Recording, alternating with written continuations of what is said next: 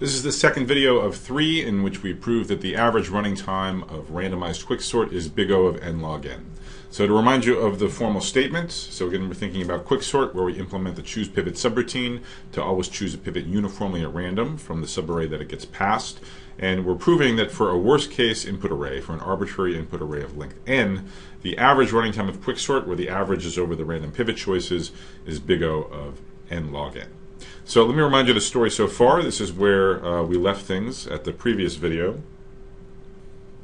We defined a few random variables. The sample space, recall, is just the all of the different things that could happen. That is, all of the random coin flip outcomes that quicksort could produce, which is equivalent to all of the pivot choices made by quicksort. Now, the random variables we care about, so first of all, there's capital C,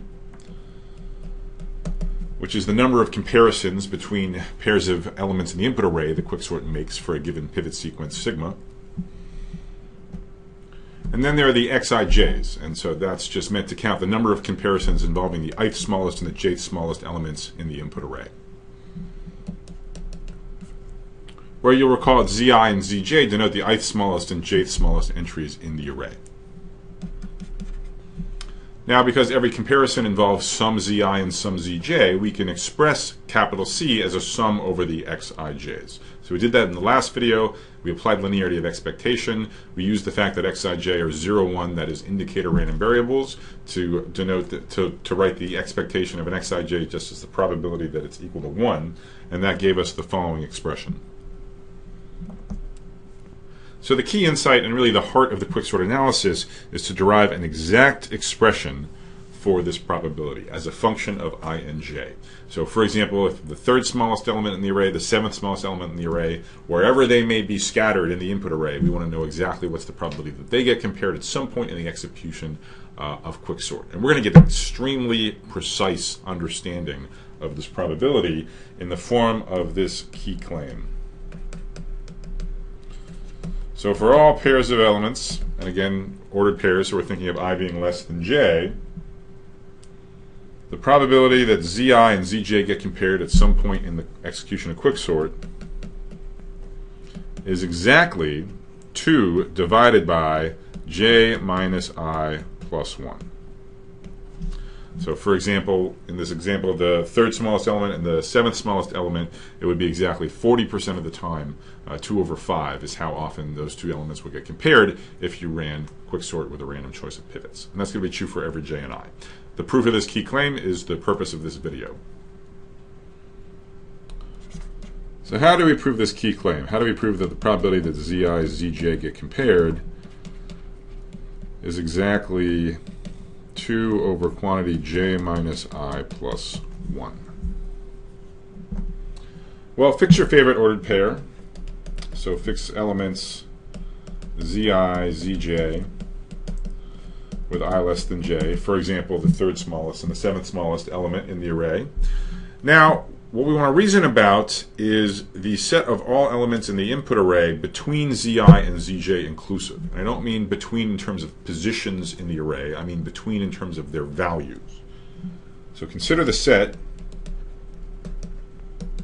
between zi and zj plus 1 inclusive.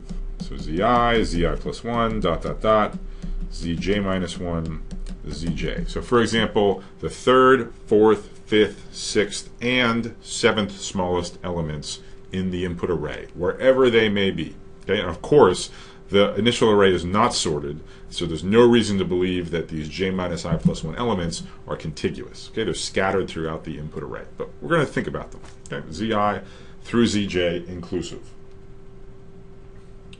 Now, throughout the execution of quicksort, these j minus I plus 1 elements lead parallel lives, at least for a while, in the following sense.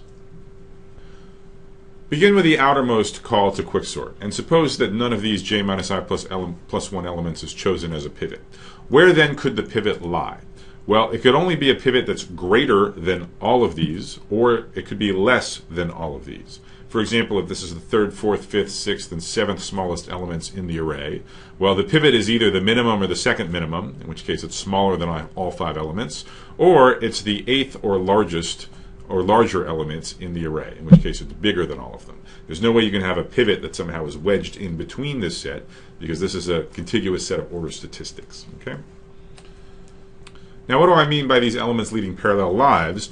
Well, in the case where the pivot is chosen to be smaller than all of these elements, then all of these elements will wind up to the right of the pivot, and they will all be passed to a common recursive call, the second recursive call.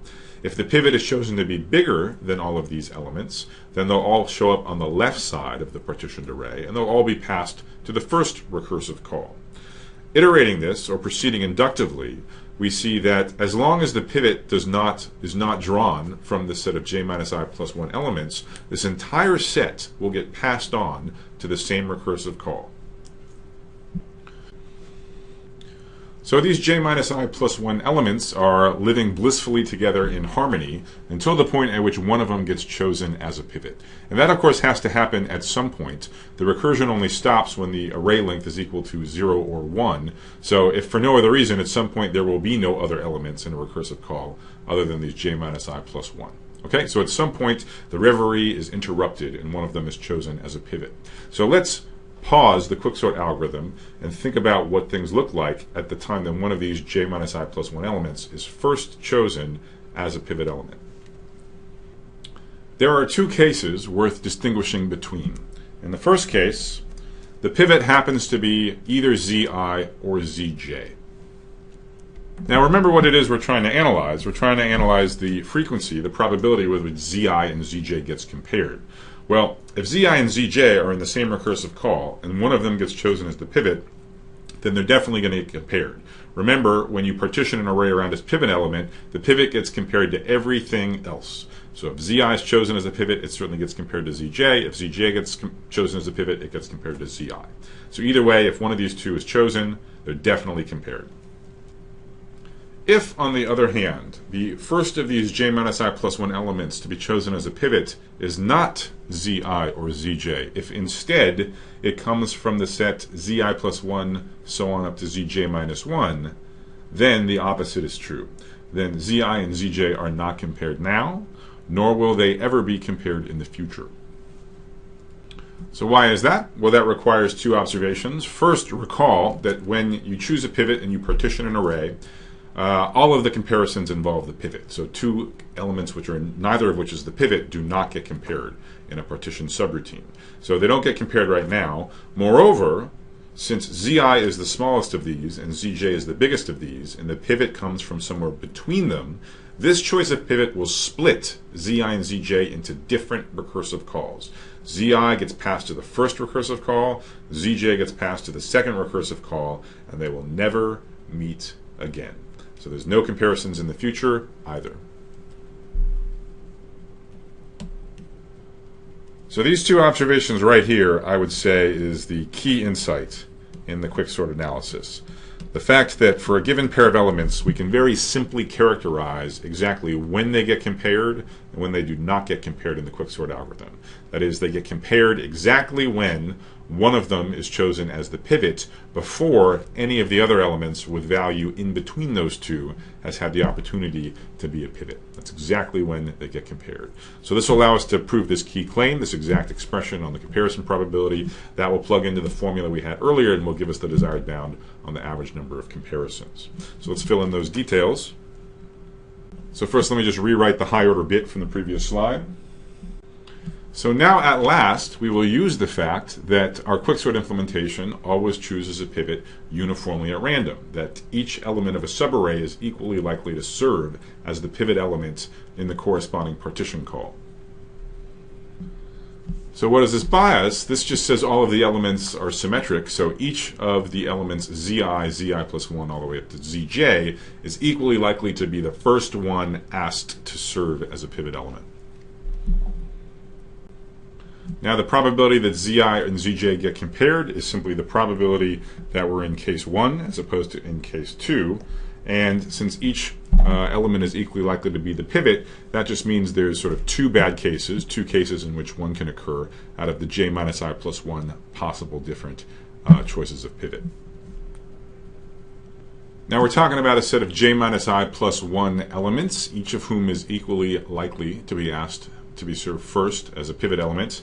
And the bad case, the case that leads to a comparison, there's two different possibilities for that, if zi or zj is first, and the other j minus I minus 1 outcomes lead to the good case where zi and zj never get compared. So overall, because everybody's equally likely to be the first pivot, we have that the probability that zi and zj get compared is exactly the number of pivot choices that lead to a comparison divided by the number of pivot choices overall. And that is exactly the key claim. That is exactly what we asserted was the probability that a given zi and zj get compared for no matter what I and j are. So, wrapping up this video, where does that leave us? We can now plug in this expression for this probability of comparison probabilities into the double sum that we had before. So putting it all together, what we have is that what we really care about, the average number of comparisons that Quicksort makes on this particular input of array n, of length n, is just this double sum, which iterates over all possible ordered pairs, ij. And what we had here before was the probability of comparing zi and zj. We now know exactly what that is, so we just substitute. And this is where we're going to stop for this video. So this is going to be our key expression star, which we still need to evaluate, but that's going to be the third video. So essentially we've done all of the conceptual difficulty in understanding where comparisons come from in the quicksort algorithm. All that remains is a little bit of an algebraic manipulation to show that this starred expression really is big O of n log n. And that's coming up next.